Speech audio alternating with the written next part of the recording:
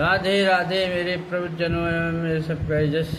मैं आपके सामने तृतीय स्कंद का 9वां अध्याय मैत्री द्वारा विदुर जी को संसार की उत्पत्ति का वृत्तांत सुनाना। आशा है वो अच्छा लगे तो जरूर लाइक कीजिएगा, सब्सक्राइब कीजिएगा, कमेंट कीजिएगा और बताइए। मैत्री जी द्वारा विदुर जी को संसार की उत्पत्ति का वृत्तांत सुनाना। ओम त्रिगणाधिपत्ये नमः। ओम सरस्वती देव्यो नमः। ओम गुरुदेव्यो नमः।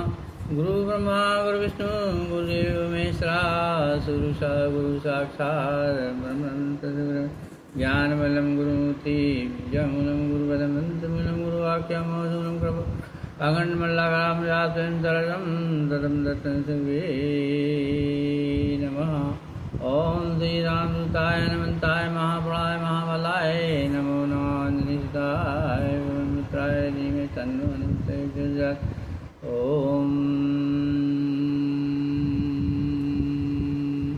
केशवाय नमः माधवाय नारायणाय हरे नमः विष्णु नमः। ओम सरस्वती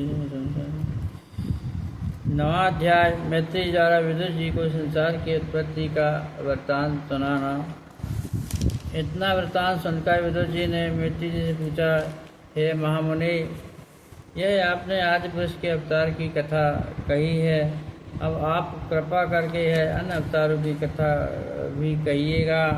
मैत्री जी ने कहा, विदुर जी, प्रलय काल होने के बाद जब चारों ओर पानी ही पानी था, उस समय आदि पुरुष शेषनाग की सैया पर शयन कर रहे, तब इनकी नाभि से एक बड़ा कमल का तेजवान पुष्प प्रकट हुआ और उस कमल पुष्प की नाल में ब्रह्मा जी उत्पन्न हुए और उस कमल पुष्प के ऊपर आ बैठे। तत्पश्चात ब्रह्मा जी ने अपने हृदय में विचार किया कि मुझे किसने जन्म दिया और यह कमल पुष्प किसके आधार पर खड़ा है। इस बात का पता लगाने के लिए ब्रह्मा जी उस पुष्प की डंडी पकड़ के नीचे उतर आए और 1000 वर्ष तक निरंतर जल की थाह लेने पर भी उनका कमल पुष्प की जड़ का कोई अता पता न चला। तब वे थक कर फिर उस कमल की पर आ बैठे। इसलिए यह जानना चाहिए कि शुरू में सब जीव अज्ञानी हैं। नारायण जी की कृपा से ही सबको बाद में ज्ञान प्राप्त होता है। जिस समय ब्रह्मा जी उस कमल में बैठे हुए चिंता कर रहे थे, उस समय आकाशवाणी हुई है, ब्रह्मा जी, परम परमेश्वर का भजन तथा स्मरण करो, तभी तुम्हें ज्ञान प्राप्त होगा। इस आकाशवाणी को सुनकर जब ब्रह्मा जी ने श्री नारायण भगवान का भजन तथा स्मरण किया तो उनके मन में ज्ञान का प्रादुर्भाव हुआ। उस समय उन्हें दिखाई देने लगा, एक बड़ा मनोहर सांवला पुरुष लक्ष्मी सहित शेष सैया पर शयन कर रहे हैं और उनकी नाभि से वह कमल फूल प्रकट हुआ है। इस प्रकार ब्रह्मा जी को ज्ञात हुआ कि उस कमल के द्वारा उन्हें प्रकट कराने वाले आदि पुरुष वही हैं और उसी से उनकी संसार की रचना करने की आज्ञा दी।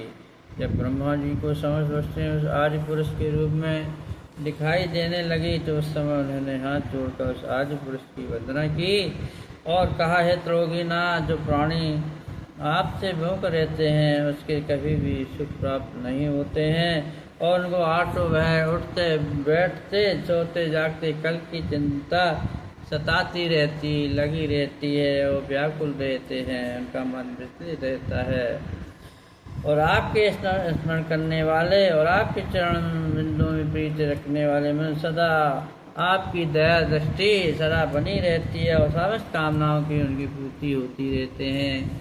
ऐसे हमारे दीन दयालु नारायण भगवान हैं, त्रिपुरारी, जो संसार की समस्त चिंता स्वयं करते हैं और उनकी चिंता को हल लेते हैं।